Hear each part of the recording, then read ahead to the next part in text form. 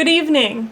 I want to start by apologizing that our live stream on Sunday didn't fully record the audio for the service.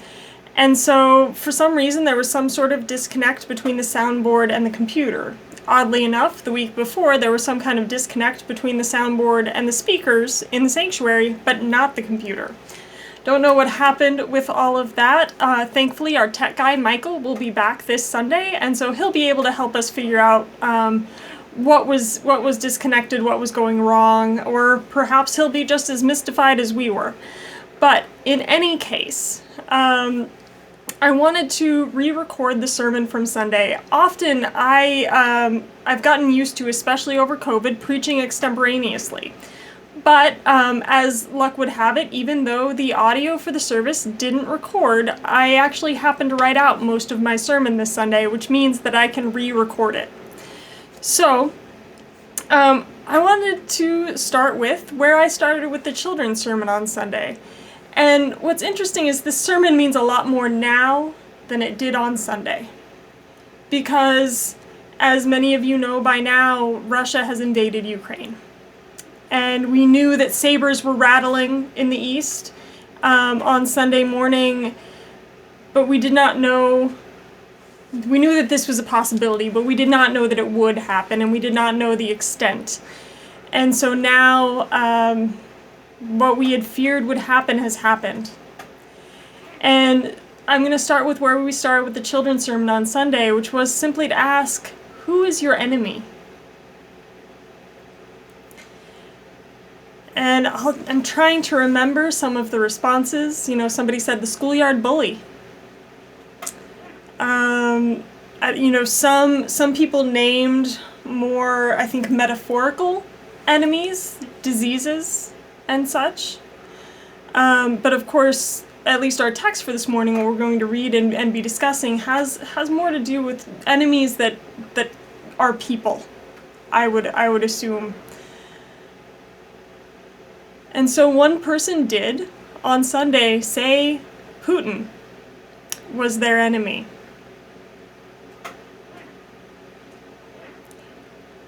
And so with some trepidation, I launched into reading our scripture for Sunday. The gospel reading for Sunday was Luke chapter 6, verses 27 through 38. It begins with, "But I say to you that listen, love your enemies. Do good to those who hate you. Bless those who curse you. Pray for those who abuse you. If anyone strikes you on the cheek, offer the other also. And from anyone who takes away your coat, do not withhold even your shirt. Give to everyone who begs from you. And if anyone takes away your goods, do not ask for them again. Do to others as you would have them do to you.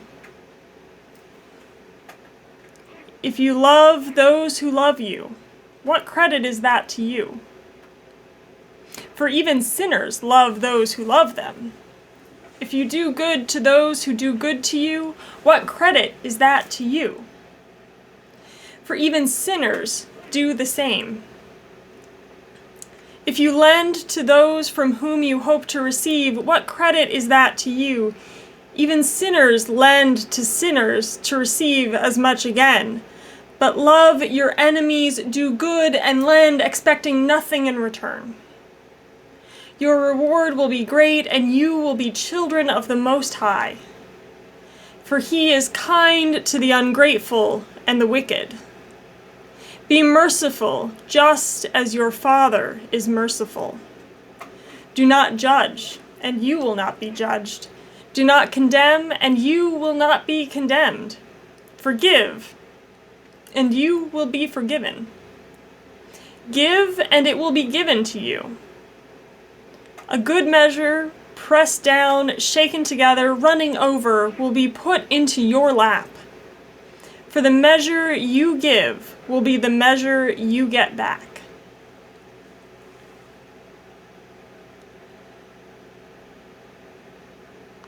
Now, something I challenged the congregation with later in the service was simply asking, as we are endeavoring to share our God sightings on Sundays. I asked, where can you see God that is not simply in the ways that others have helped you, but in which you have seen people do the work and show the love of God to one another, whether you receive the benefit of that or not, or whether you are the one doing the showing. Now, given the context of the scripture, I also asked, where have you seen God in your enemy?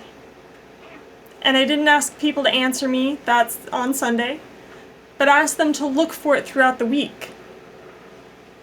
And I think something that I struggled with this morning, reckoning with what was happening in Ukraine, was to think, I don't think I can personally see God in Putin right now. And the reality is, Jesus knows we're human. Jesus knows that we would struggle with that command. Jesus didn't give us that command because it would be easy. What I can say is that recognizing that this war that has sparked with Russia invading Ukraine is to know that we cannot then view Russians in general with hate. Particularly this morning as I was scrolling social media, one thing that I often see or I often come across on TikTok is some people will be doing a live stream where they're just filming what's going on around them. They'll be walking through a major city. You can kind of experience a walk through London as a person is just filming their morning walk, walking through London. But this morning, when I woke up, I saw people walking through Moscow and people walking through St. Petersburg. And what they were filming, what was on the street as they were walking through, were protests against this war.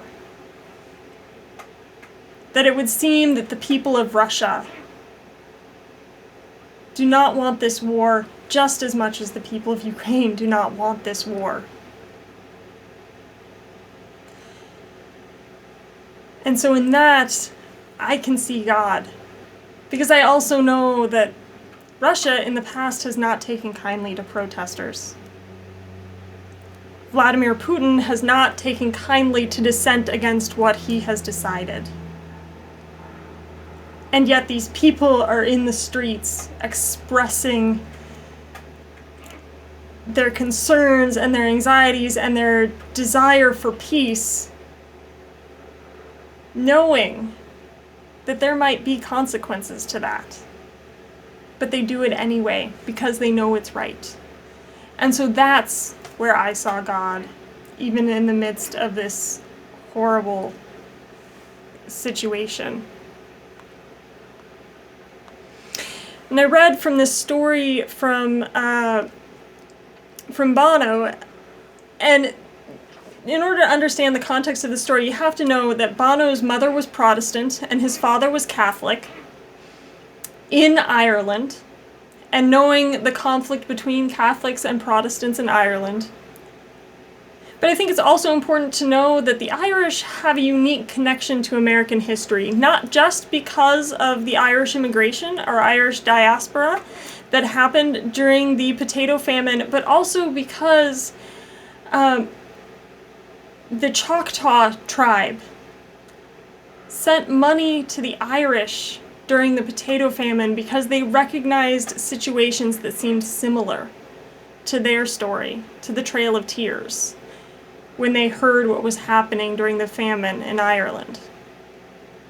And so the Irish don't just have a tie to American history because of what happened when they immigrated here. They have a tie even to our most oppressed peoples. The other thing to know as I read this story is that the interviewer that Bono is speaking to is French. And so this starts with the interviewer making note about the interviewer's French. And so Bono mentions the concepts of freedom over tyranny and equality stemming from France. And so the interviewer, Michka, is his name, says Napoleon was the product of noble ideas as well. And Bono interrupts and says, I like little guys with big ideas. Bono is short. But Michka continues and he says, but his campaigns killed hundreds of thousands of people. It's the equivalent of genocide. But Napoleon still had many supporters among the conquered peoples because he was spreading the ideals of the French Revolution, like freedom over tyranny. Generous ideas quite often bring about bloody results. So often the good and the bad are closely intertwined. I think you underestimate evil. And abridging Bono's response here, he says, right, it's true. Look, evil encroaches in tiny footsteps on every great idea. And evil can almost outrun most great ideas. But finally, in the end, there's light in the world. I accept God chooses to work with some pretty poor material. But I'm much more amazed by what people are capable of than I am by what they're not capable of. Which is to say, evil doesn't surprise me. So please, please, please, don't ever see me as a sort of wide-eyed idealist who only sees the good in people. Cockeyed, maybe. Michka says, it's a very important point. So Bono responds, I do see the good in people, but I also see the bad. I see it in myself. I know what I'm capable of. Good and bad. It's very important that we make that clear. Just because I often find a way around the darkness doesn't mean that I don't know it's there. How do you find your way through darkness? I guess, just like anyone, you stumble from time to time. And Bono says, I try to make the light brighter. So what does the trick for you? Give me an example. So Bono says, Harry Belafonte is one of my great heroes. He's an old school leftist and holds on to certain principles like others hold on to their life. He told me this story about Bobby Kennedy, which changed my life indeed. It pointed me in the direction I'm going now, politically. Harry remembered a meeting with Martin Luther King when the civil rights movement had hit a wall in the early 60s. And so, as Bono tells this story, there's a note in the text that says that he was impersonating Harry Belafonte's croaky voice. I will not do that. But it says, I tell you, it was a depressing moment when Bobby Kennedy was made Attorney General. It was a very bad day for the civil rights movement. So Bono said, why was that? Harry said, oh, you see, you forget, Bobby Kennedy was Irish. Remember, Bono is Irish. Those Irish were real racists. They didn't like the black man. They were just one step above the black man on the social ladder, and they made us feel it. They were all the police. They were the people who broke our... I have to censor some of the language. They were the people who gave us a hard time on a daily basis. Bobby, at the time, was famously not interested in the civil rights movement. We knew we were in deep trouble. We were crestfallen in despair, talking to Martin, moaning and groaning about the turn of events, when Dr. King slammed his hand down and ordered us to stop the complaining. Enough of this, he said. Is there nobody here who's got something good to say about Bobby Kennedy? We said, Martin, that's what we're telling you.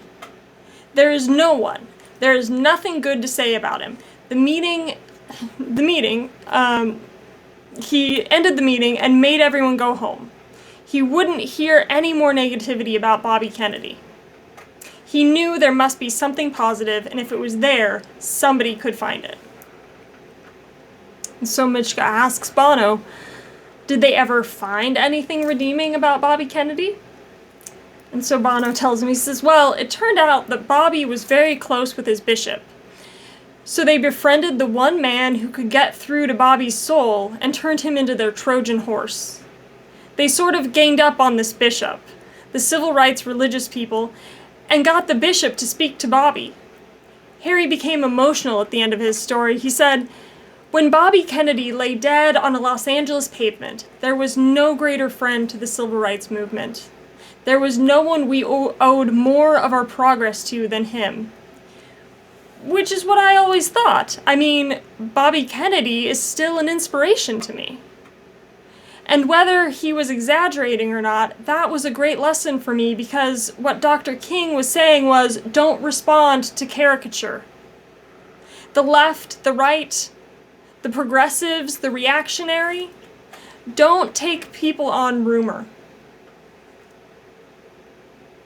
Find the light in them, because that will further your cause. And I've held on to that very tightly, that lesson. And so don't think that I don't understand. I know what I'm up against. I just sometimes do not appear to.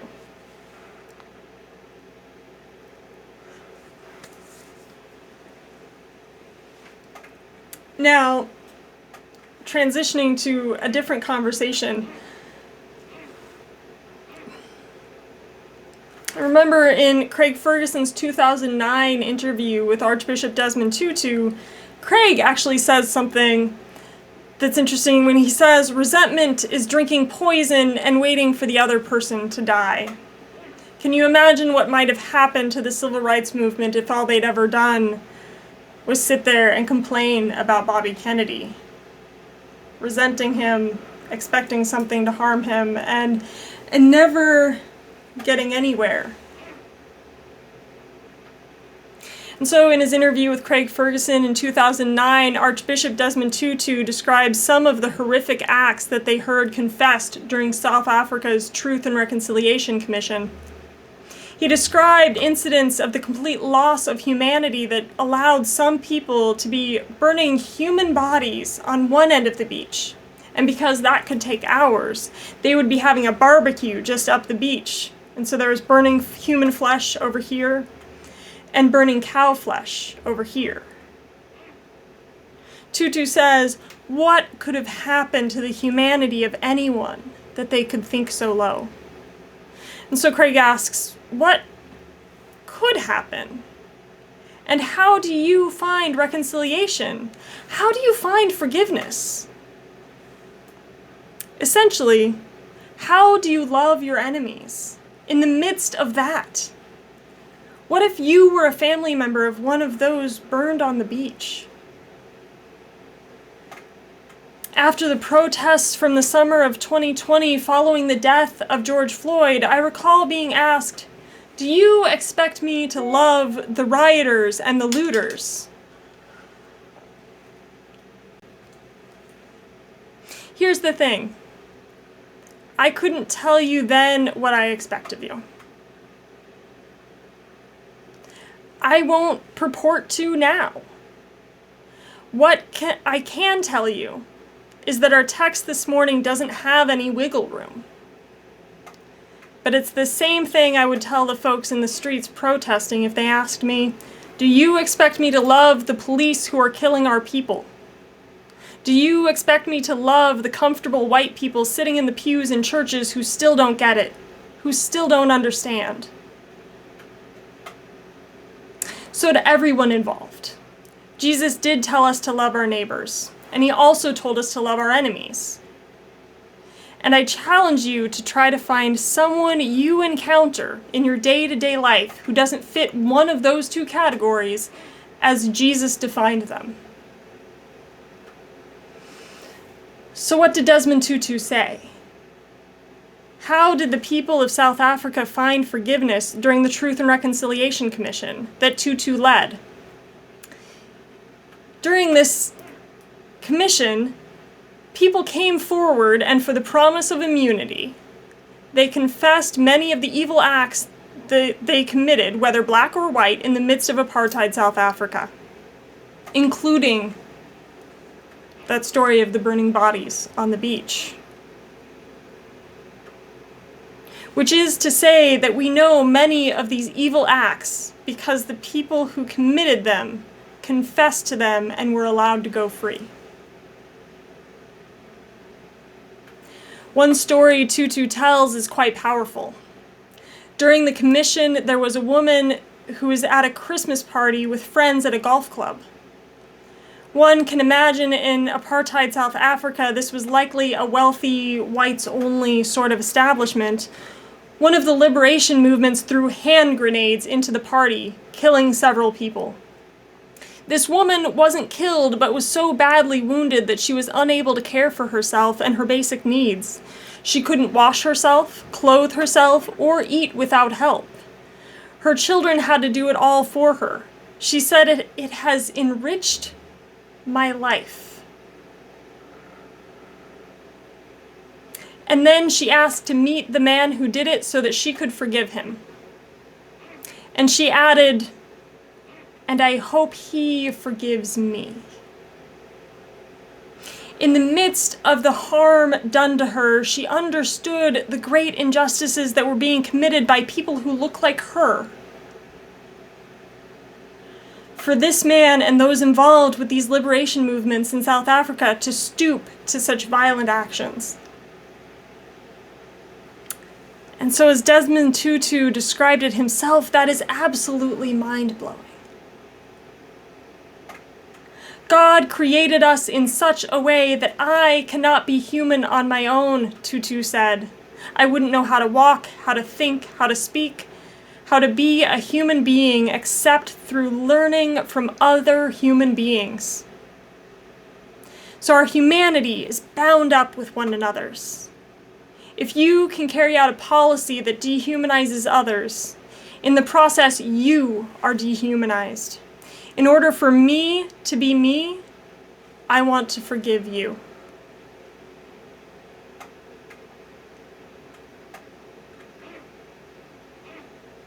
So do I expect you to love your enemies? I mean, let's be honest. I'm not that good at loving my enemies.